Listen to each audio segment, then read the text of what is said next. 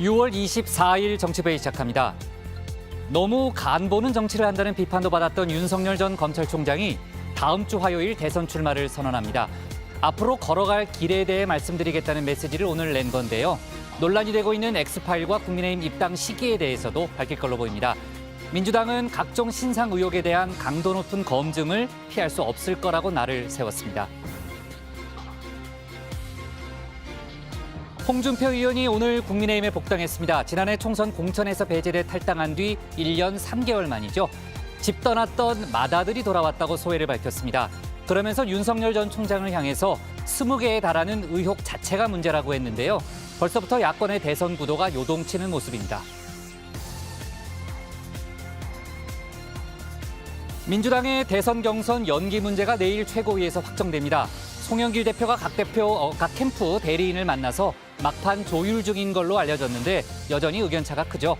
민주당은 국민의힘을 향해선 부동산 관련 자료를 빨리 내라고 공세를 펴고 있는데 윤호중 원내대표는 결과가 두렵냐고 압박했습니다. 오늘 중요한 정치 뉴스 많고 준비한 소식도 많습니다. 들어가서 본격적으로 정치부회의의 문을 열겠습니다.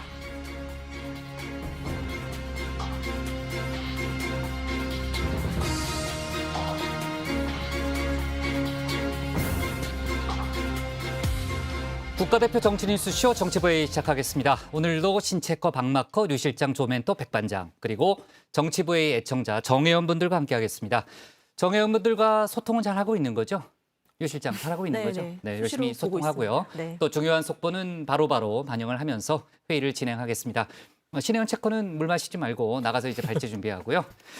자, 류 실장, 20대 대학생인 박성민 전 민주당 최고위원이 청와대 청년비서관에 발탁이 됐잖아요. 그러니까 청년 정책을 중시하겠다는 그런 의지를 인사로 이제 밝힌 건데 지금 이제 공정성 논란이 정치권에서 뜨겁다는 거죠. 네, 말씀하신 것처럼 청와대는 이 청년 문제를 청년의 관점에서 바라보겠다 이런 의지가 담긴 인사라고 설명을 하고 있는데요. 민주당에서는 소신 있고 자격이 충분한 인물이다 이렇게 강조를 하고 있습니다. 하지만 여당 최고위원을 거쳐서 정무직 1급 자리에 발탁이 된 건 청년들의 현실적인 성공과는 동떨어졌다는 비판도 나오는 건데요. 야당도 잘못된 인사라고 공세를 펴고 있습니다. 청와대로서는 이제 야심차게 내놓은 인사인데 지금 이제 역풍이 부는 데 대해서 상당히 곤혹스러워하고 있다 이런 얘기가 들리더라고요. 좋습니다. 이따가 상황실에서 좀 짚어보고요. 신혜원의 뉴스픽 5부터 오늘의 정치부회의 출발하겠습니다.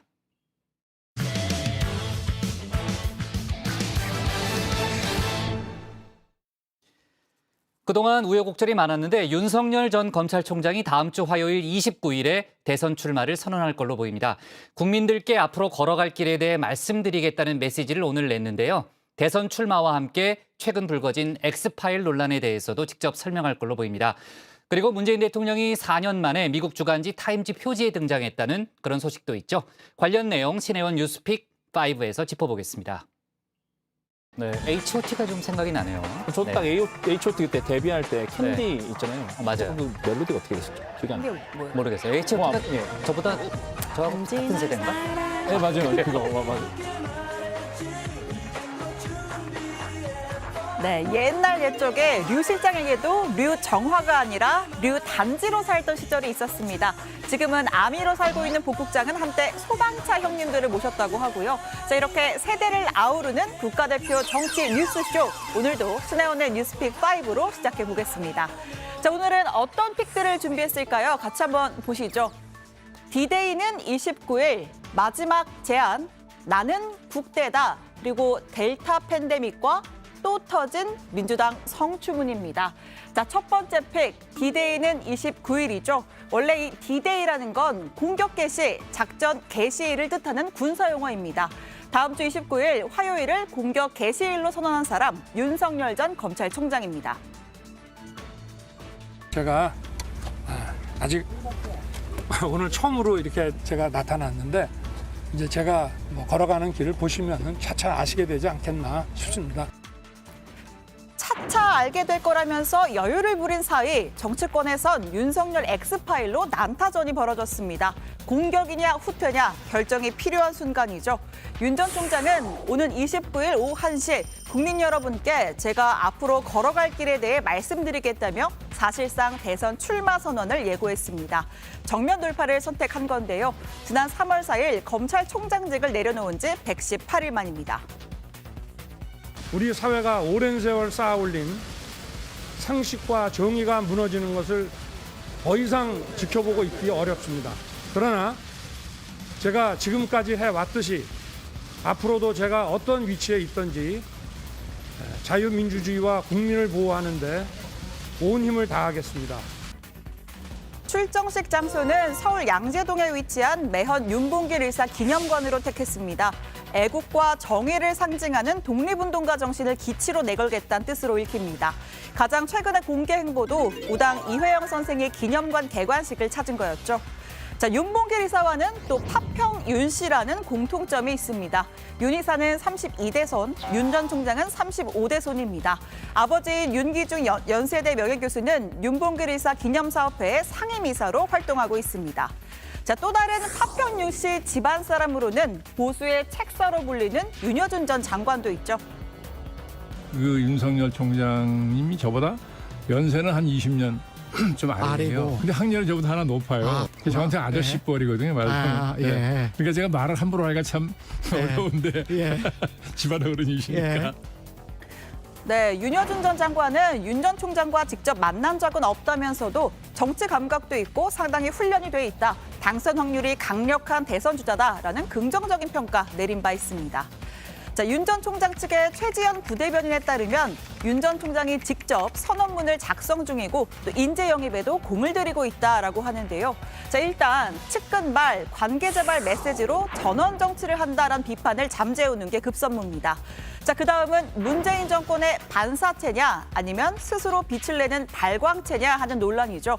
이 역시 명확하고 구체적인 비전을 통해서 본인이 직접 증명해야 하는 문제입니다. 자, 마지막은 X파일 논란인데요. 그간 네거티브에 일정 대응 않겠다라는 방침을 바꿔서 이 X파일을 출처 불명의 괴문서로 규정하고 허위사실 유포와 불법 사찰에 대해서 책임을 분명히 해야 한다. 반격에 나섰습니다. 관련해서 직접 언급이 나올지도 주목됩니다. 2007년 새누리당 대선 후보 경선 당시 이명박 후보에 대해서는 도곡당 땅과 BBK에 대해서, 박근혜 후보에 대해서는 최태민 등 비선 실세의 존재에 대해서 제대로 검증되지 않았고 두 사람은 차례로 대통령이 되었습니다. 우리 사회는 많은 비용을 지불해야 했습니다. 대선 후보에 대한 검증은 가벼울 수 없습니다. 이런 가운데 세간에 떠도는 X파일 가운데 하나를 우리가 만들었다라고 자처한 사람들이 나타났습니다. 열린공감TV란 이름의 유튜브 채널인데요. 조국 사태와 관련해서 검찰개혁의 필요성을 주장하고 또 윤 전 총장 신상 의혹을 지속적으로 제기해온 채널입니다. 자, 어제 긴급 생방 윤석열 X파일 우리 취재 노트 갖고 뭐 하는 짓들이라는 제목의 영상을 추가했습니다. 최근에 돌고 있는 윤석열 X파일 중에 목차 부분 6페이지짜리 그거는 제가 만들었습니다. 김무성 의원 보좌관. 그분께서 갖고 계시는 파일은 아마 저희 게 아닌 걸로 알고 있어요. 그래서 뭐 지금 제가 시중에 돌고 있는 거는 20장짜리 하나, 또 저희가 만든 6장짜리 목차 하나, 그리고 또 출처가 불분명한 또 하나, 그래서 총 3개의 파일이 돌고 있는 걸로 알고 있는데요.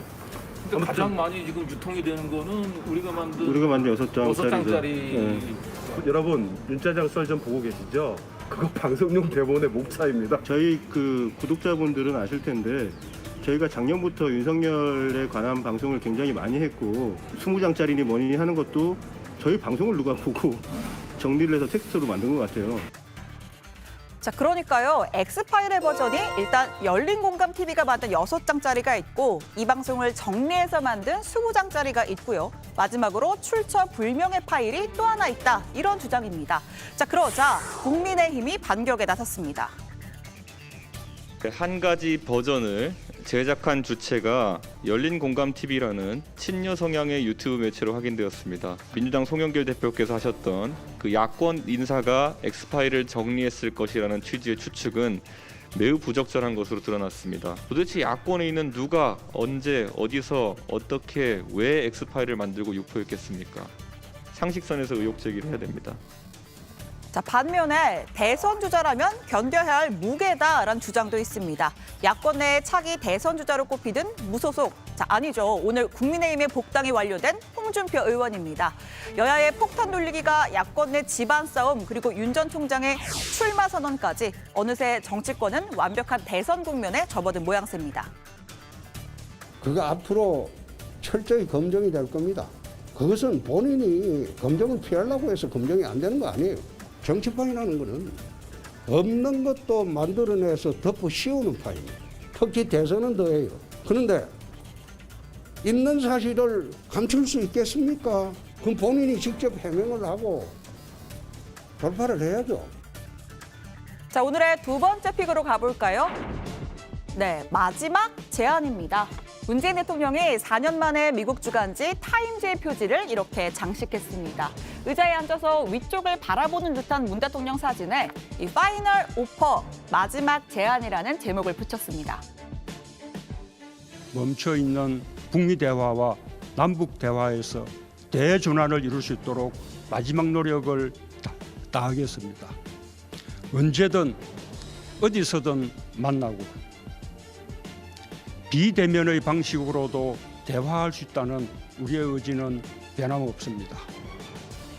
타임즈는 지난 대선이 있었던 2017년 5월에도 협상가, 더 네고시에이터라는 제목이 붙은 문 대통령의 사진을 아시아판 표지에 게재했었습니다. 4년 새 제목은 마지막 제안으로 바뀌었고요. 문 대통령이 조국을 치유하기 위한 마지막 시도에 나선다라는 내용의 기사가 함께 실렸습니다. 자, 문 대통령은 인터뷰에서 북한 김정은 위원장을 매우 솔직하고 열정적이며 강한 결단력을 가진 사람, 이렇게 긍정적으로 평가했습니다. 또 김정은 위원장은 세계에서 어떤 일이 벌어지고 있는지도 잘 알고 있다라고 했는데요. 2018년 평양 방문 당시에 능라도 연설을 언급하면서 북한의 눈과 태도는 평화를 강렬히 열망하고 있었다라고 회고했습니다. 우리 모두 문재인 대통령에게 열광적인 박수와 열렬한 환호를 보내줍시다. 우리는 5,000년을 함께 살고 70년을 헤어져 살았습니다. 다시 하나가 되기 위한 평화의 큰 걸음을 내딛자고 제안합니다. 다만 타임지는 다소 비판적인 분석을 덧붙였습니다. 김 위원장의 성품을 평가한 문 대통령 답변 뒤에 잊지 말아야 한다. 김정은 위원장은 냉혈한처럼 삼촌과 이복형을 살해한 사람이다라고 썼고요. 또 유엔 북한 인권조사위원회 조사 결과를 인용하면서 김 위원장은 숙청과 고문, 강간, 장기적인 기아 유발을 포함한 반인권 범죄를 관장하는 사람이라고 덧붙였습니다. 자, 이어서 문 대통령은 저도 시간이 많지 않다는 것을 알고 있다. 지금 우리가 가지고 있는 평화는 매우 깨지기 쉬운 평화이며 언제든지 흔들릴 수 있다라고도 했는데요. 자, 이에 대해서 타임지는 워싱턴의 대북 전문가들은 북한의 비핵화 의지를 회의적으로 평가하고 있다라고 지적하면서 문 대통령이 활력을 불어넣기 위해 힘쓰고 있지만 내년 3월 한국 대선이 있어서 시간이 촉박하다 이렇게 진단했습니다. 자, 이어지는 픽도 한번 보겠습니다. 네, 세 번째 픽은 델타 팬데믹인데요. 자, 올가을 델타 변이로 인한 새로운 코로나 팬데믹이 올 수 있다는 경고입니다. 자, 영상 하나를 보겠습니다. 텅 빈 공원에 남자아이가 하나 있고요. 방역 지침이 완화된 캐나다에서 야외 생일 파티를 준비했다고 합니다. 자, 그런데 초대한 22명 중에 단 한 명도 나타나질 않았습니다. 아이가 무척 상심했다고 하는데요. 자, 이 캐나다에도 델타 변이 공포가 덮치면서 외출을 꺼리고 있기 때문입니다. 우리나라 델타 변이 감염자도 4월에는 9명에서 6월에는 190명으로 폭증했습니다. 델타보다 더 센 델타 플러스 변이도 등장한 가운데 전문가들은 1차 백신 접종만으론 막기가 어렵다. 접종 속도를 훨씬 더 높여야 한다고 조언하고 있습니다. 자, 네 번째 픽 보겠습니다. 나는 국대다. 네, 국민의힘 대변인 선발 토론 배틀 나는 국대다 이야기죠. 오늘 토론회에 참석한 사람들입니다. 자, 위드 준스톤, 이준석 대표가 직접 압박 면접을 치른다고 하는데요. 오늘은 비공개지만 본격적인 토론 배틀이 펼쳐지는 16강부터는 생중계를 합니다. 지원자 중엔 연예인, 아나운서, 대기업 전 대표 등 유명인들이 대거 포함이 됐고 또 2003년생부터 1942년생까지 있었다고 합니다. 모두 여성이 될 수도 있고 모두 남성이 될 수 있습니다. 모두 젊은 세대가 될 수도 있고 모두 중장년층이 될 수도 있습니다. 하지만 기회는 평등했고 과정은 공정하기 때문에 결과는 정의로울 것이고 불만은 없을 것입니다. 자, 오늘의 마지막 픽입니다. 또 터진 민주당 성추문입니다. 더불어민주당 양향자위원회 광주 지역구 사무실에서 성폭행 사건이 불거졌습니다. 사무소 회계 책임자인 A씨가 여직원 B씨를 수개월 동안 성추행 또 성폭행한 혐의로 직무 배제됐는데요. A씨는 양 의원의 친척 동생인 것으로 알려졌습니다. 민주당은 깊은 사죄를 드린다면서 무관용 원칙으로 철저하게 조사하겠다라고 했습니다. 양향자 의원도 씻을 수 없는 상처를 드렸다. 평생 사죄하고 책임지겠다고 사과했습니다. 자, 그런데 앞서 민주당은 양 의원이 사건을 무마하려 한 의혹이 있다고 보고 2차 가해성 발언을 자제하고 피해자와의 접촉을 금해달라는 공문을 보낸 바 있습니다. 자, 여러분은 어떤 뉴스를 오늘의 원픽으로 꼽으셨나요? 들어가서 같이 더 이야기해보겠습니다. 지금까지 신혜원의 뉴스픽 5였습니다. 네, 어제 저희가 이제 윤석열 엑스파일 관련한 여러 가지 논란을 다뤘잖아요. 이제 윤석열 전 총장 같은 경우에는 대변인이 갑작스럽게 사퇴하고 또 여러 가지 이제 엑스파일 문제가 터지면서 악재가 겹치고 있다 이런 얘기를 저희가 많이 했는데 또 정치권의 공세도 상당히 거칠어지고 있는 상황에서 오늘 이제 본인의 정치 선언 일정을 발표를 했습니다. 그러니까 원래 이제 6말 7초 또는 이제 27일이다 여러 가지 얘기가 있었는데 다음 주 화요일로 확정이 된 거죠.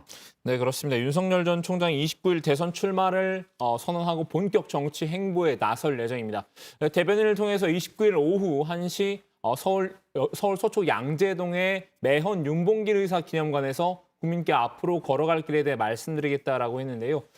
국장이 말씀하신 대로 원래는 27일이 유력하게 거론이 됐었는데 이동훈 전 대변인 사퇴 등 변수가 생기면서 다소 좀 미뤄진 걸로 보입니다. 네, 최지현 부대변인에 따르면 윤 전 총장이 직접 이 선언문을 쓰고 있고 또 인재 영입에도 공을 들이고 있다고 합니다. 최근 자신과 가족을 둘러싼 의혹을 담은 이른바 엑스파일에 대한 언급을 당연히 직접 하겠죠. 자, 처음에는 정치권의 네거티브 공세에 일절 대응 않겠다라는 입장이었다가 정치권의 공방이 거세지자 방침을 바꿔서 이 엑스파일은 출처불명의 괴문서다. 허위사실 유포와 불법 사찰에 대해서 책임을 분명히 해야 한다. 이렇게 반격에 나섰습니다. 네, 아까 이제 신체커 발제에서 박주민 의원 발언도 아까 저희가 봤는데 민주당 쪽에서는 신상 의혹에 대해서 철저하게 검증하겠다라는 그런 입장을 오늘 좀 내비치고 있고요. 자, 그나저나 이제 윤석열 엑스파일 관련해서는 최소 3개 버전 이상의 문건이 떠돌고 있다 이런 얘기를 어제 저희가 했는데 그중에 그 한 문건을 내가 만들었다라고 나선 유튜브 채널이 있다는 거죠. 네, 열린공감TV라는 유튜브 채널인데요. 어제 긴급 생방송을 통해서 윤석열 엑스파일 중 최근에 가장 많이 돌고 있는 목차가 담긴 6페이지짜리를 우리가 만들었다 이렇게 밝혔습니다. 다만 이건 정치평론가 장성철 공간과 논쟁 전책센터장이 언급한 것과는 다른 버전으로 보인다고 했는데요. 현재 정치권에는 6쪽짜리와 20쪽짜리 그리고 출처불명의 파일 이렇게 3버전이 돌고 있는데 6쪽은 본인들이 작성한 것이고 20쪽짜리는 본인들이 그간 방송에서 언급한 윤 전 총장 관련 의혹을 누군가 정리한 버전 같다 이렇게 이야기를 했습니다. 그거는 마치 무슨 뭐 커다란 무슨 그렇죠. 정치적 음해가 있는 것처럼 만든 건 아니고요. 저희가 작년부터 윤석열에 관한 방송을 굉장히 많이 했고 저희가 그 커뮤니티에 올려놨지만 한 20가지 정도 되는 제목을 제가 쭉 리스트업해서 방송을 한 게 있어요. 아마도 뭐 20장짜리니 뭐니 하는 것도 저희 방송을 누가 보고 정리를 해서 텍스트로 만든 것 같아요. 네, 그러자 국민의힘에서는 민주당 주장과 달리 친여 성향 유튜브 채널에서 만들었다는 게 확인이 됐다면서 역공에 나섰습니다. 이준석 대표는 송영길 대표께서 김어준의 뉴스공장에 출연해서 말씀하셨던 야권 인사가 엑스파일을 정리했을 것이라는 추측은 매우 부적절한 것으로 드러났다면서 도대체 야권에 있는 누가 언제 어디서 어떻게 왜 엑스파일을 만들고 유포했겠느냐 상식선에서 의혹 제기를 해야 한다 이렇게 덧붙였습니다. 네, 그러니까 지금 이제 여야가 서로 상대 쪽에서 이제 문건을 만들었다고 주장하고 있는 그런 상황인데, 자, 그 문건 중에 하나를 우리가 만들었다고 좀 주장한 그런 유튜브 채널이 나오긴 했습니다만 지금 이제 버전이 많고, 특히 이번 윤석열 엑스파일 공방을 처음 촉발시켰던 장성철 소장이 입수했던 파일하고는 좀 다르다는 거잖아요. 근데 그 장 소장이 입수했다는 그 4월 문건과 6월 문건은 각각 10쪽 분량으로 알려져 있는데요. 이게 열린공감TV가 언급한 그 출처 불명의 파일을 의미하는 건지 그것도 사실 확인이 안 된 상황입니다. 민주당은 오늘도 엑스파일 논란은 야당의 자폭이라면서 공세를 이어갔습니다. 윤건영 의원은 만약 여당 인사가 윤석열 엑스파일을 내가 봤다, 문제가 심각하더라고 했다면 이슈가 되지 않았을 텐데 야당 스스로 지뢰를 밟고 폭탄을 터뜨린 것이라고 강조했습니다. 네, 야당 스스로 지뢰를 밟았다 이런 표현이 나왔고요. 신채커, 오늘 문재인 대통령이 국가유공자와 보훈 가족들을 청와대로 초청해서 오찬을 함께했죠. 그렇습니다. 6월이 또 호국 보훈의 달이잖아요. 그래서 네. 이제 국가를 위한 희생과 헌신에 감사하는 마음을 담아서 전하는 자리였습니다. 코로나 사태 이후 청와대에서 처음 열린 대규모 오찬이기도 했습니다. 문 대통령과 부인 김정숙 여사, 또 16개 보훈단체 회원과 서해 수호용사 유가족, 또 모범 국가보훈대상 수상자 등이 참석을 했습니다. 문 대통령은 애국은 대한민국의 뿌리다, 정부가 최상의 예우를 다할 것이다 라면서 이들의 생활 지원과 실질 소득 향상을 위해서 보상금과 수당을 꾸준히 인상해 갈 것이다 라고도 강조했습니다. 네, 좋습니다.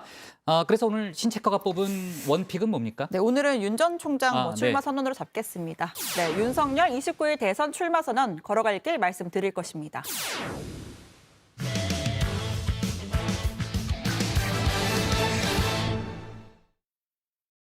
존재감이 아주 강한 정치인이죠. 홍준표 의원이 국민의힘에 1년 3개월 만에 복당했습니다. 국민의힘 최고위가 오늘 만장일치로 복당안을 의결한 건데요. 홍 의원은 복귀 첫날부터 본격적인 대권 행보를 시사하면서 윤석열 전 검찰총장 견제에 나섰습니다. 박준호 마커의 주민에서 짚어보겠습니다. 홍준표 전 대표의 복당을 즉각 허용하겠다. OX로 표시해 주십시오. 예.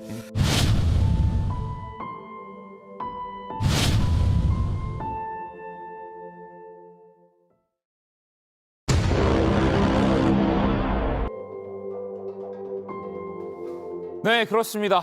그가 돌아왔습니다. 국민의힘이 그를 다시 받아들이기로 최종 결정했습니다.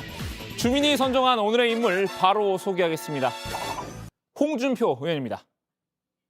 1년 3개월 만에 다시 당으로 돌아왔습니다. 어쩔 수 없이 잠시 집을 떠나야 했던 집안의 맏아들이 돌아온 셈입니다. 국민의힘 지도부는 오늘 오전 최고위원회의를 열었습니다. 홍 의원의 복당안을 논의하기 위해서인데요. 이 자리에서 만장일치로 복당안을 의결했습니다. 예, 그 홍준표 전 대표에 대한 복당의 건은 최고위원회에서 반대 의견 없이 통과되었습니다. 효력은 즉시 발효되기 때문에 지금부터 저희 국민의힘의 당원이시고요. 이준석 대표도 당대표 경선 때부터 누누이 홍 의원의 복당을 늦출 이유는 없다는 입장을 밝혀왔죠. 정권 교체를 위한 야권의 빅텐트는 필수라는 공감대도 형성돼 있었고요. 일부 반대의 기류가 있긴 했지만 홍 의원의 복당은 사실 예정된 수순이었습니다. 홍 의원의 표현에 따르자면 1년 3개월간 풍찬 노숙을 하다가 결국 집으로 돌아온 겁니다. 그렇다면 탈당부터 복당까지 과정도 잠깐 살펴봐야겠죠. 박마커의 슬기로운 과거 탐구 생활 바로 시작하겠습니다. 홍 의원 지난해 3월 21대 총선 공천에서 컷오프됐습니다. 홍 의원은 애초 경남 밀양, 의령, 함안, 창녕에서 그 공천을 받고 출마할 계획이었는데요. 당 공관위가 서울 험지 출마를 요구했습니다. 그러자 타협안으로 경남 양산을에 공천을 신청했는데요. 하지만 공천 심사에서 아예 배제를 당하고 만 겁니다. 이건 공천이 아니라 막 가는 막천입니다. 이 당에 25년을 헌신하고 당대표를 2번 하고 대선 후보까지 하면서 당을 구한 저를 지난 40여일간 모욕과 수모를 주면서 내팽겨 친다는 것은 정치 이전에 인간이 할 도리가 아니라고 나는 생각합니다. 처음에는 버티던 홍 의원도 결국 당의 결정에 반발해서 탈당하는데요. 그리고 무소속으로 자신의 고향인 대구 수성 을의 후보로 나섰습니다. 당시 미래통합당 이인선 후보를 꺾으면서 위기에서 벗어나는데요. 어찌 보면 자신을 내친 당의 복수를 감행한 셈이었죠.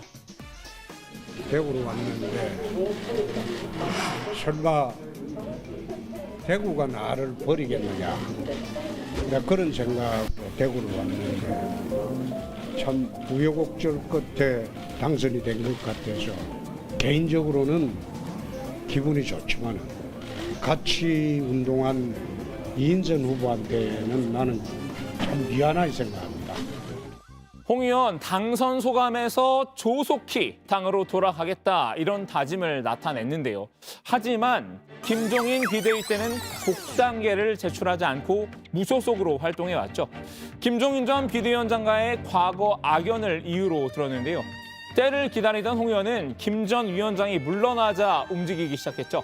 새 당대표 선출을 위한 경선이 한창이던 지난달 복당 신청서를 당에 제출했습니다.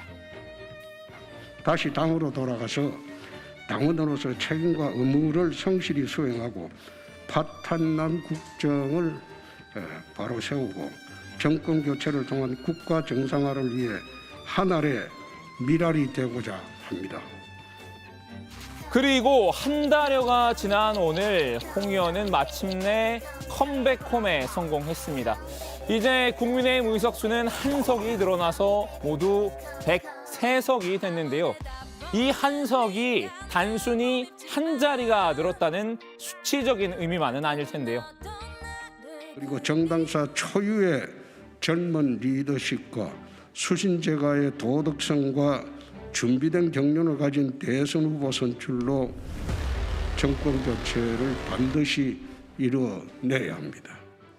홍 의원 귀한 첫날부터 대권 도전 의지를 강하게 시사했는데요.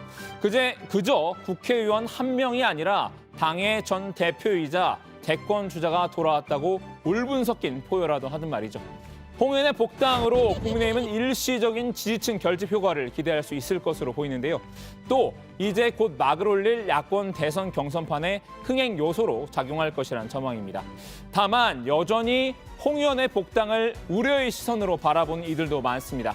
특히 홍준표 하면 떠오르는 강성보수 이미지 때문인데요. 근데 우리나라에 이제 보수 우파 붙여서 쓰는 분들도 있어요. 근데 그분들이 뭐 이승만 대통령, 박정희 대통령 뭐 이런 분들을 존경하잖아요. 근데 그분들이 자유를 되게 탄압한 분들이잖아요. 그러나 이승만 대통령 같은 경우에는 그 과정에서 과오는 있을지 모르나 우리나라가 일제 압제로부터 해방이 돼가지고 이게 봉건 영주 사회로 가지 않고 자유민주주의 사회로 가는데 나라를 처음 세운 분입니다. 건국한 사람입니다. 그 공은 어떤 이유로도 인정을 해야 돼요. 어떻게 보면 5천만 대한민국 국민을 가난에서 구해준 사람입니다. 국민의힘 김종인 비대위 체제부터는 중도 외연 확장에 공을 기울이고 있죠. 이준석 대표 역시 이 기조를 이어가고 있는데요. 강성 보수이면서 동시에 정치적 영향력이 큰 홍 의원의 복당은 이런 흐름에 찬물을 끼얹을 수 있다는 염려의 목소리도 있는 겁니다. 그 홍 대표께서 이제 오시게 되면은 저는 이제 옛날 모드로 다시 돌아가지 않을까라는 강한 뭐랄까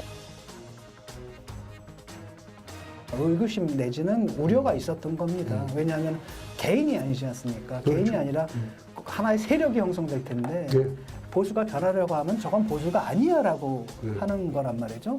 근데 그런 경향이 사실 당의 혁신을 가로막는데 그런 경향에 그 홍 대표께서 들어오시게 되면은 구심점이 되지 않을까라는 제가 걱정이 있었던 겁니다. 추나 땡, 추미애가 나오면 땡큐라는 말의 줄임말입니다. 야권에서 나온 말인데요. 추미애 전 장관이 대선에 출마하면 윤석열 전 총장의 지지율을 더 키워줄 것이란 비아냥이죠. 반대로 여권은 홍나 땡인 듯합니다. 홍준표가 나오면 땡큐란 건데요. 윤석열 총장에게 데미지를 줄 수 있는 사람은 내가 보기에는 야당에서는 홍준표 전 대표예요. 천적 수준이라고 볼 수 있습니다. 천적 스타일이 정반대인데다가 예. 본인이 검사 출신이거든. 그렇습니다. 간단치 예. 않죠. 경선 때는 예. 할 말 다 하고 예. 따질 거 다 따지게 되죠. 아마 예. 그 구경하는 사람들 입장에서는 정말 재미있을 겁니다. 윤 전 총장을 잡는 매는 추 전 장관이 아니라 홍 의원일 것이란 기대 때문입니다. 여권에선 내심 홍준표 대 윤석열 진흙탕 싸움을 바라는 분위기인데요. 둘이 싸우다 서로 흠집을 낼 경우에 여권 입장에선 손도 안 대고 코풀기인 셈이겠죠. 민주당 송영길 대표, 홍 의원과 윤석열 엑스파일을 엮는 듯한 발언을 했는데요. 이 역시 노림수였을까요? 엑스파일. 네. 이게 이제 그 보수 야당의 주류와 비주류의 싸움 때문에 일어난 일일까요? 그렇습니다. 이제 홍준표 후보님이 입당하시게 될 텐데 아마 홍준표 후보께서 가장 정확히 잘 알고 있을 것이다. 검찰의 후배고 지난 여름에 무엇을 한지 다 알고 있는 분이 홍준표 후보이기 때문에. 홍준표 의원은 이미 속셈을 알고 있으면서도 칼춤을 추는 걸까요? 여권의 바람에 부응하는 모습인데요. 그래 좋아. 까짓 건 내 칼춤 한번 쳐주지. 쳐준다고. 연일 윤 전 총장을 향한 공격 수위를 높여왔었죠. 오늘 복당 기자회견에서도 윤 전 총장에게 날선 비판을 가했습니다. 검찰총장은 법의 상징입니다. 법의 상징이었던 분이 정치판에 등판하기도 전에 20가지 달하는 의혹이 있다. 그 나오는 자체가 그 문제가 많죠. 그거 앞으로 철저히 검증이 될 겁니다. 그것은 본인이 검증을 피하려고 해서 검증이 안 되는 거 아니에요. 정치판이라는 거는 없는 것도 만들어내서 덮어 씌우는 판입니다. 특히 대선은 더해요. 홍 의원으로서는 아무래도 야권의 유력 대선 주자인 윤 전 총장을 견제할 수밖에 없는 상황일 텐데요. 윤 전 총장이 본격 등판한 뒤에 만일 국민의힘에 입당한다면 상황이 어떻게 전개될지 궁금해지는군요. 자, 오늘 주민 한마디 정리합니다. 강경보수 홍준표의 컴백홈. 독일까 득일까? 네. 자, 뭐 어디 기사를 보니까 어제 이제 추미애 전 장관이 꽝 잡는 매 이런 얘기를 또 이제 하면서 이제 윤석열 전 총장을 저격했잖아요. 그러니까 여야는 다르지만 윤 저격수 경쟁을 펼치고 있다. 홍준표 전 의원이 아니죠. 홍준표 의원이 오늘 돌아오자마자 윤석열 총장을 저격하는 그런 발언을 쏟아냈습니다. 그러니까 20가지에 달하는 의혹 자체가 나온 게 문제다 이런 발언이었고요. 아까 이제 홍준표 의원이 이제 대구 수성을에 지금 현재 국회의원인데 고향이라고 이제 소개를 했잖아요. 그게 뭐 아주 엄밀한 의미에서 틀린 건 아닌데 저희가 좀 정리를 하고 가면 이제 태어난 고향은 경남 창녕이죠. 그리고 이제 자란 곳이 대구입니다. 그러니까 홍준표 의원이 지난번에 이제 대구에 출마하기로 결정을 하면서 나를 낳아준 고향은 창녕이고 또 키워준 고향은 대구다 이렇게 좀 얘기를 하기도 했었죠. 네. 자, 좋습니다. 홍준표 의원 관련한 얘기는 또 앞으로 속보가 좀 많이 나올 것 같아요. 이제 그 정치권에서 워낙 존재감이 또 큰 또 정치인이기 때문에 앞으로 이제 관련된 발언을 많이 좀 쏟아낼 걸로 보이고요. 자, 어제 저희가 간단히 얘기는 했지만 홍준표 의원 말고 또 본격적인 대선 행보를 시사한 주자가 또 있죠. 황교안 전 대표가 요즘에 각종 사안에 대해서 아주 적극적으로 목소리를 내고 있죠. 네, 그렇습니다. 황교안 전 대표가 윤석열 전 검찰총장의 대선 출마와 관련해서도 의견을 밝혔는데요. 특정 영역에 있었다고 해서 국민들을 위해서 헌신하고 봉사하는 일이 제한될 필요는 없다고 생각한다라면서도 본인에게 어떤 문제가 있다 그러면 어떤 영역에서 일했던 사람이든 국민의 선택을 받겠다고 나서서는 안 된다고 했습니다. 엑스파일과 관련해서도 말문을 열었는데요. 한번 들어보시죠. 대선에 나오겠다고 하고 이래 하니까 검증의 시간이 시작된 것 같습니다. 예. 정말 어려운 상황들이 생길 수 있는데 과감하게 돌파하는 그런 순간이 다가오는 것 같습니다. 당당하게 예. 원칙대로 예. 그리고 잘못이 없다면 국민 앞에 이런 것을 낱낱이 밝히면서 큰 길을 함께 갔으면 좋겠다 이런 생각합니다. 어떤 의혹만 가지고서 정치인을 평가하는 것은 지금 이제 우리 선진 사회에서는 그렇게 해서는 안 된다 생각을 하고 말한 사람이 오히려 책임을 져야 된다 생각합니다. 엑스파일의 출처로 황 전 대표도 거론된다는 일부 보도에는 말할 가치도 없는 얘기다 일축을 했는데요.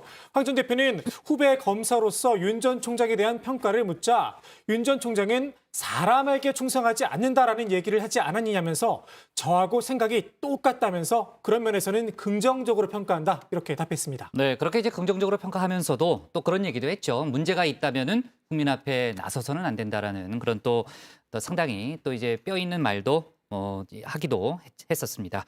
자, 지금 이제 황교안 전 대표가 저서 출간을 앞두고 있다고 그러지 않았었어요?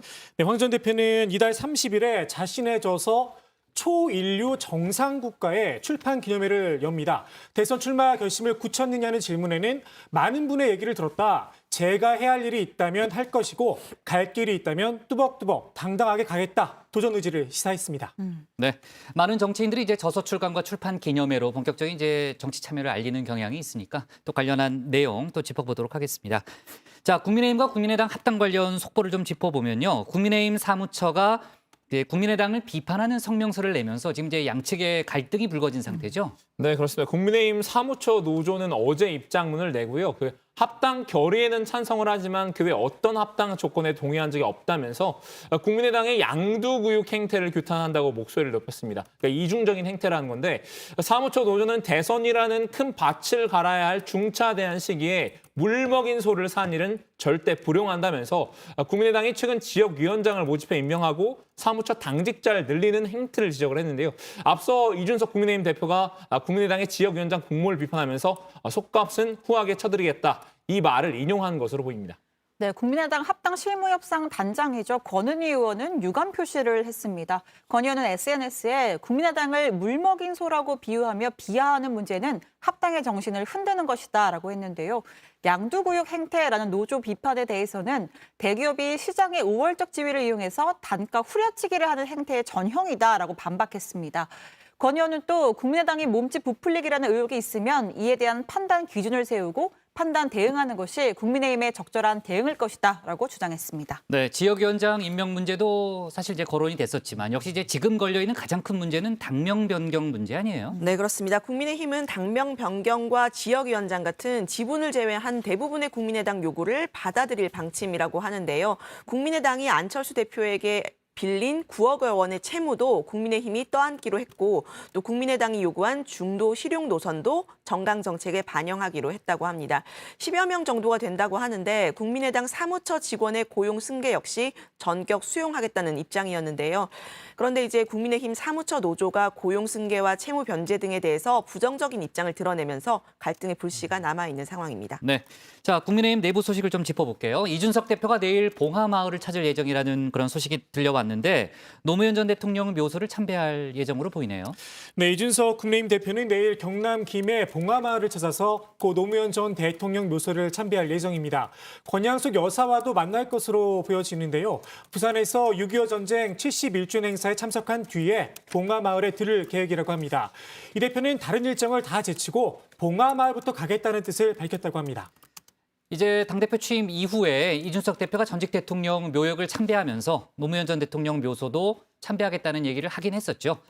지금 봉하마을에 간다는 의미를 어떻게 해석할 수 있을까요, 박만? 국민의힘 관계자의 말에 따르면 이렇습니다. 문재인 정권은 갈라치기를 하고 국민을 분열시키는데 지금 중요한 문제는 국민 통합과 국민이 먹고 사는 문제를 해결하는 것이다. 이렇게 의미를 설명했는데요. 호남 끌어안기에 이어서 노 전 대통령을 기리면서 당의 외연을 한층 확장하려는 행보로 보입니다. 내일 노무현 정신이 언급될지도 주목이 되는데요. 김기현 원내대표는 지난달 23일에 봉하마을에서 열린 노 전 대통령 서거 12주기 추도식에서 통합의 정신이 아쉬운 요즘 노 전 대통령이 남기신 뜻을 우리의 이정표로 삼았으면 좋겠다라고 말했던 바 있습니다. 네. 자, 국민의힘에서 홍준표 의원 복당을 승인했는데 지금 이제 더불어민주당의 복당 신청을 하고 기다리고 있는 의원이 있죠. 바로 이제 이영호 무소속 의원인데 오늘 부러움을 표했다는 거죠, 류 실장? 네, 그렇습니다. 이 의원은 이제 국민의힘에 복당한 홍준표 의원을 축하를 하면서 민주당을 향해서는 이준석 국민의힘 대표에게 배워야 한다라고 했습니다. 자신의 민주당 복당 처리도 조속히 이뤄져야 한다고 촉구를 한 셈인데요. 이 의원은 홍 의원은 당대표 경선 당시에 이준석 돌풍을 한때 지나가는 바람이라고 공개적으로 평가절하했지만 이 대표는 대선 승리를 위해서 놀라운 표현력과 과감한 결단을 내렸다 이렇게 평가를 했습니다. 자, 그러면서 민주당을 비판한 거죠. 이 민주당은 제 복당 문제와 관련 개방과 포용의 대문을 열기는커녕 개파 손익 개선만 하며 우물쭈물하고 있는 모습이어서 답답하다라고 지적했습니다. 또 이는 특정 개파의 이해관계와 자기 사람 챙기기가 물밑에서 작용하고 있기 때문이며 한심하기 그지없다라고 또 쓴소리를 했는데요. 자, 그러면서 민주당은 지금 특정 대선 주자 측의 눈치를 볼 것이 아니라 이준석 대표의 대선 승리를 위한 포용력과 과감한 행보를 배워야 한다고 목소리를 높였습니다. 네, 김종인 전 국민의힘 비대위원장이 조금 전에 한 언론 인터뷰에서 한 발언을 제가 쭉 들어봤는데요. 이제 홍준표 의원의 복당과 관련된 질문에 대해서는 이렇게 얘기하더라고요. 전에는 이제 많이 비판했잖아요. 이제 오늘은 비판은 하지 않고 이제 홍준표 의원이 이제 대선도 출마했고 또 당대표도 한 경험이 있기 때문에 내일부터 맹렬하게 대선 후보가 되기 위한 그런 노력을 할 거고 앞으로 이제 국민의힘 내부가 상당히 이제 활발한 활동을 벌이게 될 것이다 이렇게 전망을 했는데 오늘 이제 홍준표 의원의 복당 일성을 들어보니까 정말 그렇게 갈 것 같습니다. 네. 내일부터도 이제 아마 윤석열 전 총장에 대한 비판 발언을 또 이어갈 것으로 일단 전망이 되네요. 좋습니다. 오늘 줌인 이렇게 정리하겠습니다. 강성보수 홍준표의 컴백홈, 귀한 바라보는 시선, 엇갈려로 제목을 잡겠습니다.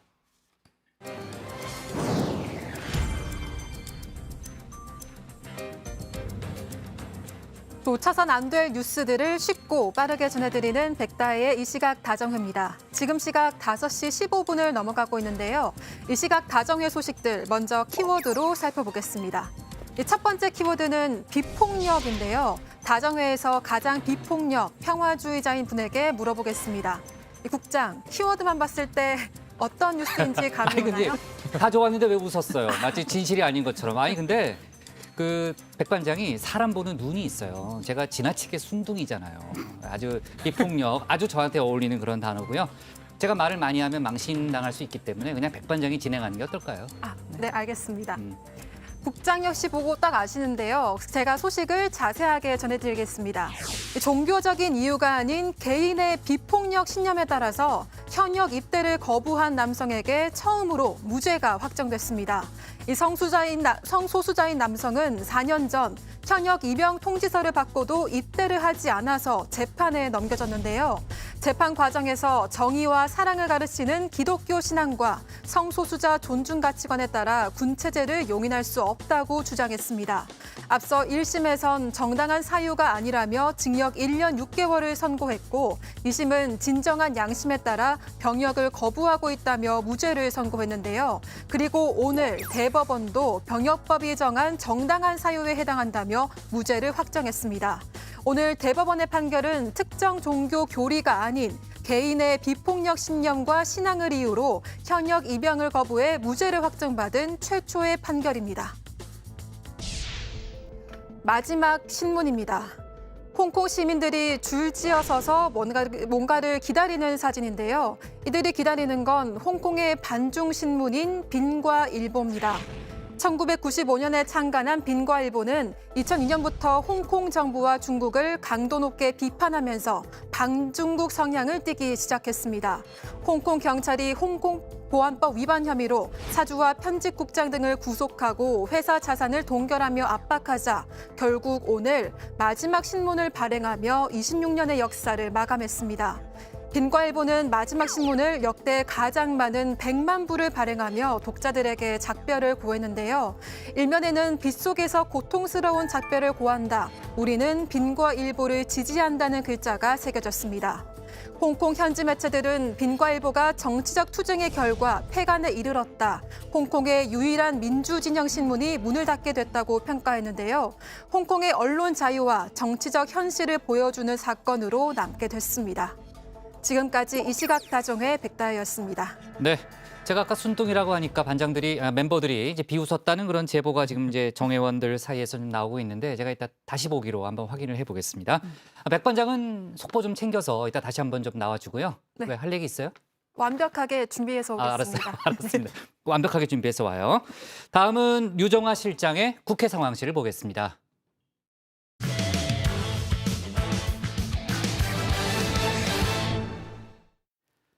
오늘 국회 상황실은 우선 국민의힘 부동산 조사 관련한 논란을 다루겠습니다. 우여곡절 끝에 권익위에 조사를 의뢰했지만 일부 가족의 동의서가 빠져서 조사를 시작하지 못했다고 하죠.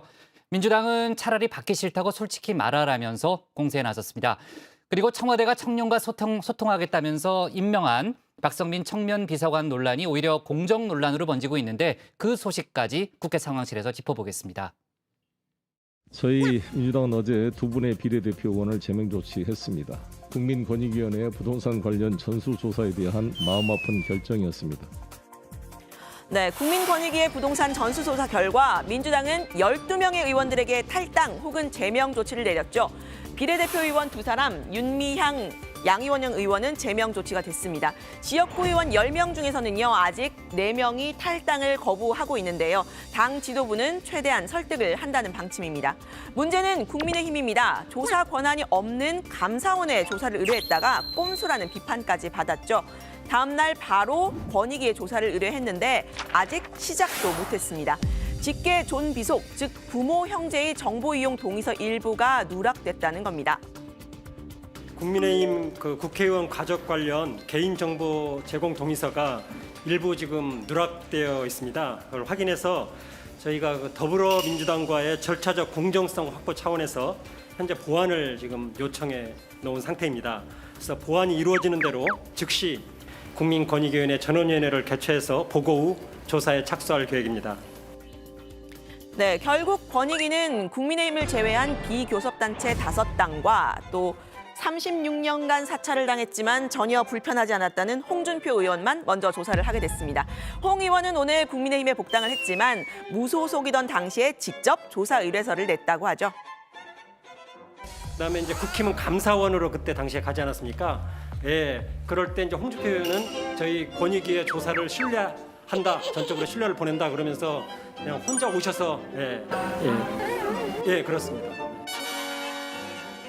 네, 민주당은 즉각 국민의힘을 비판하면서 조사에 협조하라고 했는데요. 이런 정치를 하면 안 된다는 말까지 나왔습니다. 본인들의 정보 동의 요구서도 안 냈다가 언론이 질타를 하니까 냈습니다. 그런데 이번에는 가족들, 직계 좀비속에 대한 정보 동의 요구서를 내지 않고 있습니다. 이게 도대체 뭡니까? 국민들을 상대로 정말 이렇게 해도 되는 겁니까? 국민의힘이?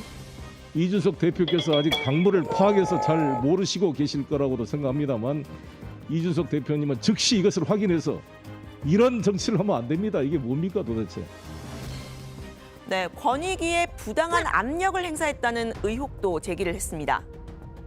투기 검증을 받아야 할 야당 의원들이 권익위에 자료 제출 요구를 하는가 하면 조사 관계자를 의원실로 부르는 일까지 있었다고 합니다. 정말 제1야당이 해도 너무하는 거 아닌가 이렇게 생각이 됩니다. 차라리 전수조사 받기 싫다, 결과가 두려워서 못 받겠다 이렇게 솔직히 말하는 게 어떻겠습니까?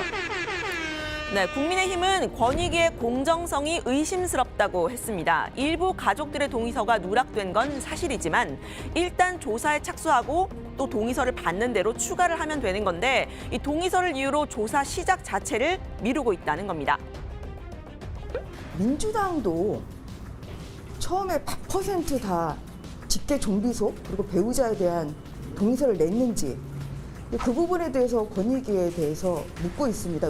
아시겠지만 아주 불가피한 개인사나 뭐 이러한 그 가정사 때문에 본인 동의 그 직계 좀비속 등의 동의를 못 받는 것도 그거는 예상할 수가 있는 거 아니겠습니까? 네, 여론에 밀려서 전수조사를 의뢰하긴 했지만 국민의힘 내부에서는 시한폭탄을 껴안은 기분이라는 우려가 나왔는데요. 민주당보다 더 많은 투기 의혹이 나올지 모른다, 이런 걱정입니다.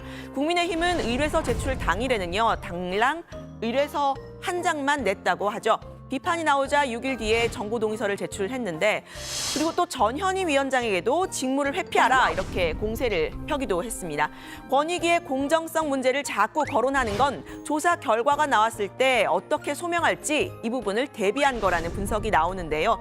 일단 국민의힘은 권익위가 자료 제출 시한으로 제시한 내일까지 최대한 신속, 정확한 조사를 하는데 협조하겠다는 입장을 내놨습니다. 관련 소식 앞으로도 국회 상황실에서 계속 전해드리고요.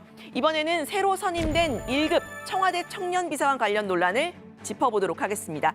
박성민 비서관인데요. 1996년생이죠. 올해 25살입니다.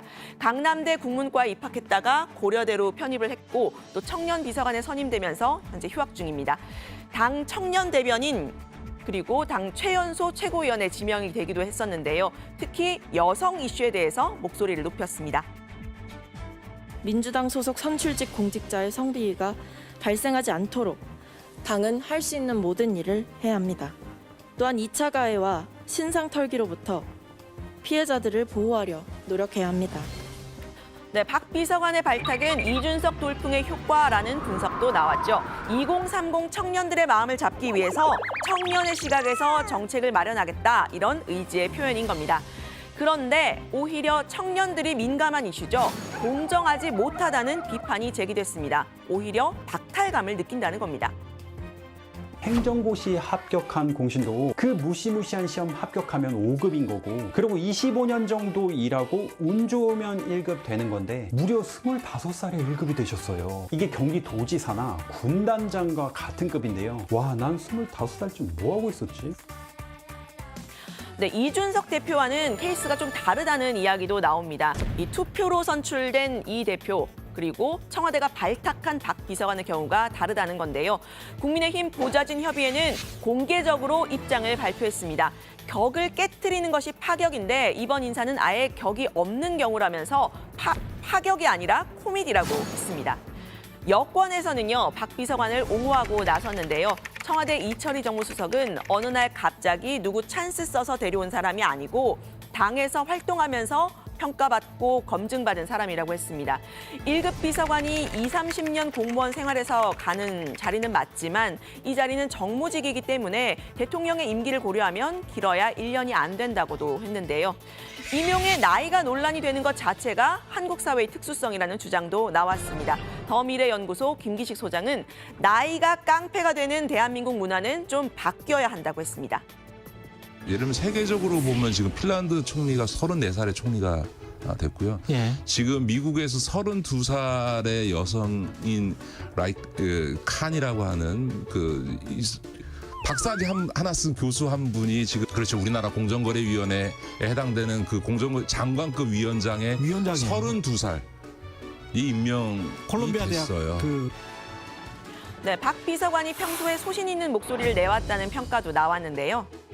그 청년 비서관이라고 하는 역할에 청년 당사자가 가는 건 뭐 적절한 것 아니냐 싶고요. 네. 그런데 왜 박성민이냐라고 하는 측면에서 잘 생각해 보시면 네. 당내 쓴소리를 되게 눈치 보지 않고 했고 또 소신 있게 발언을 하면서 간단치 않은 젊은이다라고. 네, 실제 제가 당 최고위원 당시 발언들을 좀 살펴봤는데요. 여당 의원 출신 실세 장관들, 이 정치권에서는 선배라고 할 수 있는 사람들에게 종종 비판을 가하는 모습이 있었습니다. 청년들에게 집이 어떤 의미를 가지는가에 네. 대해서 충분히 공감하고 있나도 정치권이 좀 성찰해 봐야 한다고 생각합니다. 소속성의 가치라든지 이런 부분은 또 넘어선 안 된 금도가 있는 거라고 생각을 하거든요. 그래서 그런 부분에서 봤을 때 현재로서는 이제 이 사안 자체가 좀 과하게 논의되는 측면이 있다라고 봅니다. 네, 최근에 국민의힘에서는 대변인 선발을 위한 오디션이 한창 진행 중이죠. 이준석 대표 이른바 준스톤의 아이디어입니다. 찾아보니까 민주당에서도 과거 청년 대변인 오디션이 있었더라고요. 이 박 비서관이 바로 그 오디션을 통해서 청년 대변인이 됐는데요. 이준석 대표도 정치권에 본격 입문한 거는 박근혜 당시 대선 후보의 발탁이었습니다. 10년간 내공을 쌓아서 돌풍의 주인공이 된 건데요. 문득 다들 경력직만 찾으면 신입인 나는 어디서 경력을 쌓나 하는 취준생들의 푸념이 떠오릅니다. 경력 부족이라는 평가를 받는 박성민 비서관, 실력을 입증해내는 건 본인의 몫이겠죠. 3년 전 오디션에서는 이런 논평으로 눈길을 끌었습니다. 티슈 인턴이라는 신조어를 들어본 적이 있는가? 청년을 일회용 티슈처럼 쓰고 버린다고 해서 생겨난 말이다. 청년을 선거, 행사 때만 찾으며 쓰고 버리는 정치권의 청년 소비 행태에 문제를 제기한다. 청년들의 목소리는 대체 언제까지 소리 없는 아우성이어야 하나? 일회용 청년 줄이기 캠페인, 이제 시작해야 한다. 네, 국민의힘이 권익위에 자료를 마저 제출하면 한 달을 목표로 2달 안에는 결과가 나올 거라고 하는데요. 앞으로도 지켜보겠습니다. 오늘 발제는 이렇게 정리합니다. 민주당, 국민의힘 부동산 조사 압박, 박성민 발탁 공정 논란. 네, 민주당 내에서 이제 당내 논란이 매우 뜨거운 사안이죠. 저희가 어제도 관련된 사안을 짚어봤는데 내일 최고위원회에서 대선 경선 연기 문제를 매듭 짓는다는 거죠. 그렇습니다. 이 민주당이 앞서 의원총회를 열었지만 결론을 내질 못했었죠. 결국엔 내일 최고위에서 당 지도부의 논의를 통해서 결정을 할 것으로 보입니다. 송영길 대표의 결단만 남은 상황인데요. 어떻게 최고위원들을 설득해서 결론 내릴지가 관건입니다. 송 대표는 원래대로 9월에 경선 한 쪽으로 마음이 기운 것으로 알려집니다. 네, 조멘토. 근데 일부 의원들은요, 최고위가 아니라 당무위에서 결정해야 한다는 주장을 지금도 계속 하고 있다는 거죠. 네, 그렇습니다. 민주당 당원 당규 88조입니다. 대통령 후보자 선출은 대선 180일 전까지 해야 한다 이렇게 돼 있죠. 이게 9월 10일입니다. 다만 상당한 사유가 있을 때에는 당무위원회의 의결로 달리 정할 수 있다라고 돼 있습니다. 경선 연기를 주장하고 있는 홍영표 의원의 말 들어보시죠. 원칙이라는 거는 예를 들어서 180일이 원칙 맞습니다. 그런데 또 상당한 사유가 있을 때 변경할 수 있다도 원칙입니다. 이 상당한 사유가 있느냐 없느냐에 대한 유권 해석은 당무위원회가 결정할 수 있는 권한을 가지고 있는 거예요. 네, 그런데 일부 의원들이 경선 연기 여부를 결정하는 권한이 당무위에 있다라고 해석을 한 겁니다. 특별당규 21조에는요. 대통령 후보 선출을 위한 선거일은 선관위의 심의를 거쳐서 당무위의 의결로 정한다라고 하고 있거든요. 그래서 당무위원회는 당대표가 위원장을 맡고 최고위원을 포함해서 78명의 위원이 있습니다. 당원에 따르면 당무위 소집은 당무위원 3분의 1 이상의 요구가 있으면 가능하도록 되어 있는데요. 이 비이재명계 의원들은 당무위 소집을 위한 서명에 돌입했다는 얘기도 나왔습니다. 네, 송영길 대표는 강하게 반대했는데요. 제가 어제 주민회에서 다뤘었죠. 그 상당한 사유가 있는지 여부의 판단 권한이 당 대표와 지도부에 있는 것이고 최고위에서 결정할 문제라고 얘기한 겁니다. 송 대표는 당 대표를 왜 뽑았냐라고 되묻기도 했습니다. 근데 류 실장, 만약에 이제 비이재명계 의원들이 주도해서요, 당무위를 열자고 지금 주장하고 있으니까 당무위가 열리면 어떻게 되는 거예요? 네, 만약에 당무위를 소집해서 이 경선 열게 되면 경선 연기 여부를 거기서 결정한다는 것 자체가 최고위의 결정은 권한이 없다 이런 의미이기 때문에요. 그야말로 당내 갈등이 폭발할 수가 있습니다. 의원총회에서는 경선 연기 주장이 수적으로 더 많았는데요. 당무위원 역시도 상대적으로 조직 기반이 강한 경선 연기파가 다수일 것으로 보이는데요. 일각에서는 경선 연기 반대 입장을 고수하고 있는 이재명 지사가 통 크게 양보하면 되는 거 아니냐 이런 주장도 나왔었죠.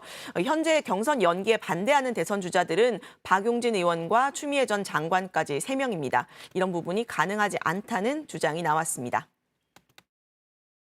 제가 볼 때는 그게 이재명 지사의 양보만으로 될 수 있는 문제는 아닙니다. 지금 추미애 후보 그리고 또 박용진 후보도 원칙 고수 입장이 강하신 걸로 알고 있거든요. 그렇기 때문에 이것이 전 후보가 합의를 해야 되는 문제지 1등 후보라고 해서 양보하면 되는 그런 문제는 아닌 것으로 생각됩니다. 네, 내일 속보를 유 실장이 잘 챙겨요. 네. 네, 내일은 결론이 나오겠죠. 지금 분위기 봐서는 그렇죠. 네, 자 재난지원금 얘기를 좀 해보겠습니다. 관련된 속보가 어제 오늘 좀 많이 나왔는데요. 일단 추경 규모는 30에서 35조 원 정도 될 것 같다는 거죠? 네, 그렇습니다. 그 재난지원금은 이르면 8월, 늦어도 9월 추석 전 지급을 목표로 논의가 되고 있는데요. 민주당은 전국민 재난지원금을 주장을 하고 있죠. 그런데 홍남기 경제부총리가 어제 기재위에서 전국민 재난지원금에 대해서는 정부로서는 생각하지 않고 있다 이렇게 선을 그었습니다. 정부는 70%에게 지급하는 안을 내놨는데요. 당정 협의를 통해 조율하면 80에서 90% 국민들에게 재난지원금을 지급하는 쪽으로 될 것이란 그런 보도가 나옵니다. 네, 그리고 이 국장이 말씀하신 추경안에는요, 피해계층 맞춤형 지원금도 포함이 되어 있습니다. 정부 여당은 소상공인 자영업자에게 최대 700만 원 안팎을 지급하는 방안을 검토하고 있는데요. 기재부는 5차 재난지원금 지급과 코로나 백신 추가 구매 등을 포함한 2차 추경안을 편성해서 7월 초에 국회에 제출할 계획입니다. 네. 자, 당정 간의 이견이 좀 커 보였는데 이제 상당히 두 이제 멤버의 지금 얘기도 들어봤지만 지금 의견이 좀 좁혀지는 이제 그런 상황으로 일단 보이네요. 좋습니다. 오늘 발제 이렇게 정리하겠습니다. 민주당 국민의힘 부동산 조사 압박, 박선민 발탁 공정 논란으로 제목을 잡겠습니다. 다음은 조익신 멘토의 톡 쏘는 정치를 보겠습니다.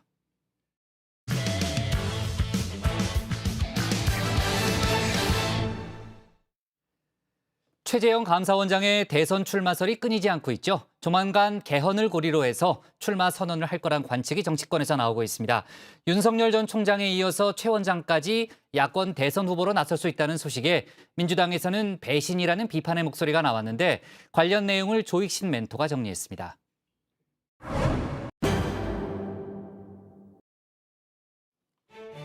오늘 발표된 차기 대선 여론조사 결과입니다. 여야 3대 3, 빅3 구도가 형성된 모습인데요. 지지율 추이를 좀 살펴볼까요? 윤석열 전 검찰총장부터 국민의힘 홍준표 의원까지 일제히 하락세를 나타냈습니다. 대변인 사태에 엑스파일 논란까지 있었죠. 특히 윤 전 총장의 하락폭이 컸습니다. 반면 막내들은 치고 올라오는 모습인데요. 최재형 감사원장의 약진이 눈에 띕니다. 지지율이 2%포인트 넘게 뛰었습니다. 최 원장, 아직 본인의 거취를 결정하지 않았죠. 다만 주변에선 출마 의사를 굳혔다는 이야기가 나옵니다. 최 원장의 중마고로 알려진 강명훈 변호사는 김오수 검찰총장 임명이 결정적인 계기가 됐다 이렇게 밝혔는데요. 청와대가 감사위원으로 제청해달라고 요구했지만 최 원장이 끝까지 거부했던 인사가 바로 김 총장입니다. 감사원의 정적인 중립성과 독립성을 지킬 수 있는 인물을 제청하라는 헌법상의 감사원장에 주어진 책무라고 생각을 하고 있습니다. 그런데 김오수 총장 임명 때문에 대선에 나선다라 조금 갸웃하기도 합니다. 감사원장으로서 제청 요구를 거부한 건 본인의 권한이죠. 검찰총장을 제청하는 건 법무부 장관의 책무입니다. 인사의 책임은 장관과 청와대가 지는 겁니다. 인사가 잘못됐다면 국민이 판단할 일이겠죠. 더욱이 감사원은 최 원장의 말대로 정치적 중립성과 독립성이 생명인 조직입니다.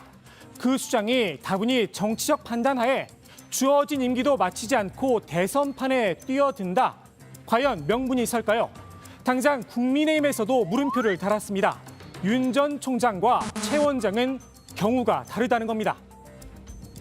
윤석열 총장은 사실상 내용적으로 보면 쫓겨난 거고요. 최재형 감사원장은 스스로 나오는 경우거든요. 그래서 쫓겨나는 것과 스스로 이제 자리에서 나오는 거는 좀 경우가 다르다고 보이고, 어쨌든 여기에 대한 평가는 국민들께서 하시는 거다. 감사원장을 하다가 바로 대선에 출마한다, 이런 부분을 제가 뭐 경쟁을 하는 상대방으로서 그걸 뭐 제가 입으로 비판하기보다는 그거는 국민들께서 판단하실 부분이라고 생각합니다. 국민들이 평가할 거다 입을 모았지만 좋게 보이진 않는다는 뉘앙스가 깔려 있죠. 민주당에선 더 직설적인 반응이 나왔습니다. 국민 모독이란 겁니다. 정치적 중립성이 누구보다도 중요한 감사원장이 임기를 박차고 나와서 대선 출마한다라는 것은 국민에 대한 모독이라고 저는 생각합니다. 그리고 아울러서 야당에서도 정략적 의도를 가지고 현직 감사원장을 정치적으로 활용해서는 안 된다고 생각하고요. 야당의 정략적 의도가 있다. 아마 개헌 문제를 지적한 듯 싶습니다. 최 원장 출마에 적극적인 국민의힘 원로그룹들, 특히 정의화 전 국회의장은 권력구조 개편을 강하게 주장하고 있죠. 이번 대통령 5년 임기를 2년으로 줄이고 2024년 총선과 대선을 같이 치러 이원 정부제를 도입해야 합니다. 이른바 제왕적 대통령제의 폐단을 없애자는 건데요. 대통령의 권한, 국회가 선출하는 총리에게 대거 이양하자는 겁니다. 대통령은 외치, 총리는 내치를 맞는 방식입니다. 국민의힘 내엔 정 의장의 주장에 동조하는 의원들이 꽤 있습니다. 야권이 대선에서 승리한다고 해도 의회 권력은 여전히 민주당 손에 남게 되죠. 윤 전 총장 측이 압도적 승리를 주장한 이유기도 한데요. 지금의 국회 지형이 사실 국힘당이 100석, 법리가 180석 아니겠습니까? 그렇죠. 압도적 정권 교체라는 표현을 쉽게 좀 쓰고 싶은데 그게 필요하다. 여소야대 상황을 타개하려면 권력구조 개편이 불가피하다는 겁니다. 결국 개헌을 고리로 민주당 내 개헌파와 손을 잡아야 한다는 주장인데요. 마침 박병석 국회의장도 개헌 문제를 꺼내 들었습니다. 권력의 집중이 우리 사회 갈등의 가장 큰 요인입니다. 권력을 나눠야 합니다. 나누면 더 커지는 정치로 가야 합니다. 권력 분산으로 국민 통합의 물꼬를 틉시다. 권력의 분산은 타협과 협치의 토대가 될 것입니다. 최재형 원장이 개헌론에 동의했는지는 알 수 없습니다. 다만 기대는 한몸에 받고 있는데요. 국내인 김종인 전 비대위원장은 최 원장이 자신의 임기를 포기하는 개헌을 검토 중이라는 얘기를 간접적으로 들었다라고 밝히기도 했습니다. 김 전 위원장은 오래전부터 독일식 내각제를 주장해왔죠. 대통령에게 집중된 권력이 여러 가지 부작용을 낳고 승자 독식의 권력 구조는 대립과 갈등으로 정치 혼란만 초래했습니다. 변화한 시대에 맞게 국민의 기본권을 보다 충실히 보장하고 권력 구조와 선거 제도 등 국가의 장기적 발전을 위해 조속히 개헌에 대한 결론을 내야 합니다. 최 원장이 개헌을 내걸고 대선 출마를 선언할 거라는 이야기도 나오는데요. 과연 파괴력이 있을지는 모르겠습니다. 권력구조 개편, 그러니까 말하자면 대통령 힘을 뺀다. 전문가들이나 저도 이제 그런 점은 좀 필요하다고 보는데 대중들한테 다가갈 때 그게 와닿는 이야기일 것이냐. 저기 자기들끼리 이게 나눠 먹는 거 아니야? 라는 식이고, 그리고 한국의 정치에서 참 이게 독특한 현상인데 개헌, 내각제, 이원집정부제 이런 이야기 하는 사람들은 항상 이진으로 인식이 돼요. 당장 야권에서도 야합이다 비판의 목소리가 나오고 있는데요. 국민의당 안철수 대표가 대표적입니다. 개헌을 고리로 이상한 정치 야합이 꿈틀거리고 있다면서 이슈 전환을 통해 실정을 덮으려는 현 정권 주류와 개헌으로 사익을 추구하는 야권 일부가 손잡고 권력을 나누자는 것이다 목소리를 높였습니다. 윤석열 전 총장에 이어 최재형 원장까지 어찌됐든 인물면에선 국민의힘이 이슈를 선점해가고 있는데요. 김동연 전 경제부총리도 눈독을 들이고 있죠. 심지어 국민의힘에선 이런 이야기까지 나옵니다. 자신들이 임명해서 김동연 또 윤석열 지금은 최재형 감사원장까지 전부 대선 후보로 키워서 야권에 공급해 주거든요. 그러니까 이게 플랫폼 정권인지 인큐베이터 정권인지 모르겠어요. 김 전 부총리까지 뺏길 순 없다는 생각이 들었나 봅니다. 민주당 송영길 대표, 연일 김 전 부총리에게 러브콜을 보내고 있죠. 최근 김 전 부총리와 직접 통화도 했다는데요. 야당으로 가지 않겠다고 했다며 고맙게 생각한다라고까지 말을 했습니다. 그런데 말입니다. 김 전 부총리 측 이야기는 조금 달랐습니다.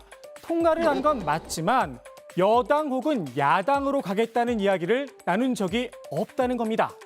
누구 말이 맞는 걸까요? 목 먹는 감, 찔러라도 본 건 아니겠죠. 김 전 부총리는 본인의 대선 행보에 대해 말을 아끼고 있는 상황인데요. 여전히 여야, 진보와 보수를 나누는 시각이 문제라고 생각한다면서 일단 제3의 길을 열어뒀습니다. 김 전 부총리도 선뜻 민주당으로 들어오진 않을 듯 싶은데요. 인큐베이터 정권이란 비판, 민주당 입장에선 듣기 좋은 이야기는 아니겠죠. 문재인 정부가 오죽 못했으면 문재인 정부의 사람들이 저럴까 이런 식으로 묘사하고 있잖아요. 10길 물 쏘고 나라도 한 길 사람 쏘고 모른다고 하지 않습니까? 배신하겠다는 사람은 어떻게 알겠습니까? 한마디로 배신이란 건데요. 이 역시 국민들이 판단할 몫일 듯합니다. 오늘의 톡소는 한마디 영화 속 한 장면으로 대신합니다. 하늘 색깔이 빨간색. 그때부터 무조건 빨간색이야. 내 말 토다는 저는 배반형이야, 배반형. 배신, 배반형. 네, 좋습니다. 어제 조선일보가 성매매 기사에 조국 전 장관과 딸 조민 씨의 모습이 묘사된 일러스트를 사용해서 논란이 커졌죠. 나중에 조선일보가 사과도 했는데 관련된 논란은 이어지고 있습니다. 오늘 정치권에서도 비판의 목소리가 많이 나왔죠. 네, 민주당 강병원 최고위원이 언급을 했는데요. 조선일보는 기사 관리를 이렇게 무책임하게 합니까? 몇 줄짜리 사과문으로 넘어가려는 뻔한 속셈에 분노할 수밖에 없습니다라고 날을 세웠습니다. 김종민 의원은요. 비수로 사람을 찌르고 사과한다고 범죄 행위가 사라지는 것이 아니다. 이수진 의원은 조선일보의 모독은 선을 넘어도 한참 넘었다면서 모두 조선일보를 규탄했습니다. 네, 여권 대선 주자들도 비판에 동참했는데요. 추미애 전 법무부 장관은 특권과 반칙, 차별과 배제, 혐오와 왜곡을 일삼는 조선일보의 악마의 편집을 전공법으로 타파해야 한다면서 민주당은 언론개혁을 서둘러 달라고 요구했습니다. 정세균 전 총리는 정령 1배 수준으로 전락하려는가라고 목소리를 높였는데요. 조선일보가 SNS 계정에 올린 게시물을 문제 삼았습니다. 이번엔 청와대 청년비서관에 임명된 박성민 비서관 관련 기사를 올리면서 아예 점호급 하나 만들지라는 멘트를 달아내는데요. 지금 나오고 있습니다. 정 전 총리는 점호급이라는 룸살롱 은어까지 사용하며 성희롱에 가까운 메시지를 냈다라고 강하게 비판했습니다. 점호는 유흥업계 은어로 고급 룸살롱인 템프로보다 낮은 단계의 유흥업소를 뜻하는데요. 해당 게시글은 현재 삭제된 상태입니다. 네. 자, 이번에 이제 문제가 된 일러스트를 쓴 조선일보 기자가 과거에도 이제 문재인 대통령 이미지로 비슷한 그 기사를 내보냈다. 이런 지적도 나오고 있다는 거죠. 네, 지난해 10월에 나온 조선일보 기사입니다. 네, 사진을 준비했는데요. 산속에서 3천여 명 모임 의혹, 인터콥 경찰 고발됐다라는 제목의 보도였습니다. 이렇게 일러스트로 안경을 쓴 남성을 범죄 용의자로 표현을 했는데요. 지금 보시는 이 일러스트 이미지, 문재인 대통령이 지난 2018년 12월 대법관 임명식 때 찍은 사진과 매우 유사합니다. 그런 의혹이 제기가 됐습니다. 자, 공교롭게도 이 기사를 쓴 기자, 이번에도 문제가 된 일러스트를 쓴 기자와 동일인입니다. 네, 관련해서 이제 여러 가지 논란이 이제 동시에 좀 불거지고 있는 그런 상황으로 보이고요. 그런데 이제 조선일보가 미국 LA 지사 홈페이지에서는 문제가 됐던 저 사파를 삭제하지 않았다는 거죠. 네, 그렇습니다. 오늘 오전까지도 조선일보 LA 홈페이지에 해당 일러스트가 그대로 실려 있었다고 하는데요. 조국 전 장관은 1억 달러, 우리 돈 1,140억 원에 이르는 거액의 손해배상 소송도 제기할 수 있다는 뜻을 내비쳤습니다. 조 전 장관은 한국과 상이한 미국 명예훼손의 법리적 쟁점을 잘 검토할 필요가 있지만 검토 결과가 괜찮다면 손해배상액을 1억 달러로 하면 좋을 것 같다는 그 페이스북 친구의 글을 공유했는데요. 법리적 쟁점과 소송 비용을 검토하고 있다는 글을 직접 다시 올리기도 했습니다.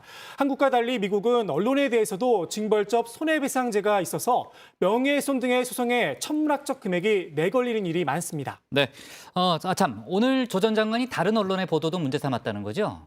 네, 조 전 장관은 중앙일보가 내가 민정수석 근무하며 밤낮으로 사적 문자를 변호사에게 보낸 것처럼 야릇하게 제목을 뽑았다면서 참 야비하다 이렇게 지적을 했는데요. 중앙일보는 조국 흑서의 공저자인 권경의 변호사의 신간을 소개하는 기사를 내보내면서 무법의 시간을 펴낸 권경의 조국 새벽, 낮, 밤, 종일 문자 보내라는 제목을 달았습니다.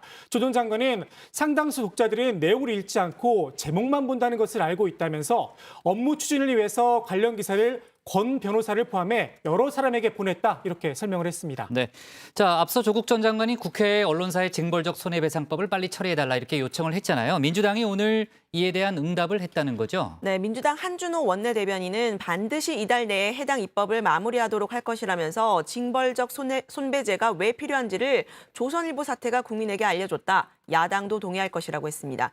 열린민주당 김성회 대변인도 민주당 미디어 혁신특위가 민주당과 열린민주당에서 발의한 언론중재법의 내용을 정리해서 위원회 대안 형태로 법안을 발의한다고 한다. 이런 소식을 전했고요. 악의적 허위 보도에 대해서 언론사가 얼마나 책임을 져야 하는지, 피해자는 어떤 배상을 받아야 하는지 국민에게 묻고 대안을 세워야 할 것이라고 강조했습니다. 네, 좋습니다. 오늘 톡쏘는 정치 이렇게 정리하겠습니다. 최재형 대선 출마 개헌고리 민주 배신이야 배신으로 제목을 잡겠습니다.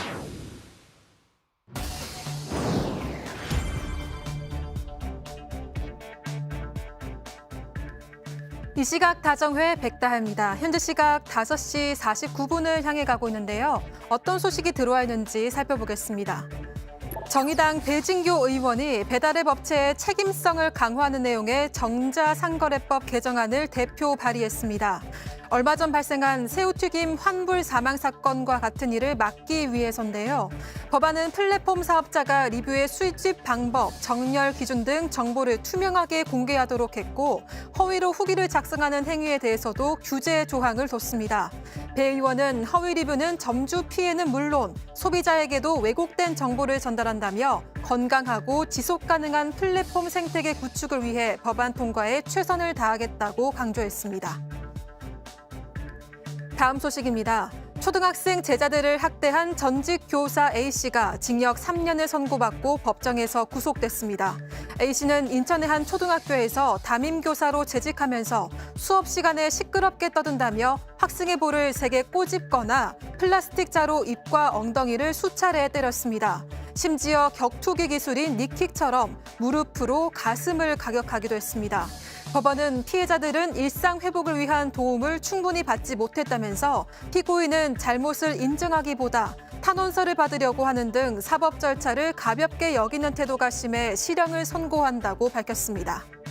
이어서 잠시 후 썰전 라이브에서는 야권 대선 구도가 요동치고 있죠. 오는 29일 대선 출마를 선언하는 윤석열 전 검찰총장과 새로운 대권주자로 떠오른 최재형 감사원장 등 야권 대선판에 대해 열띤 토론이 펼쳐질 예정입니다.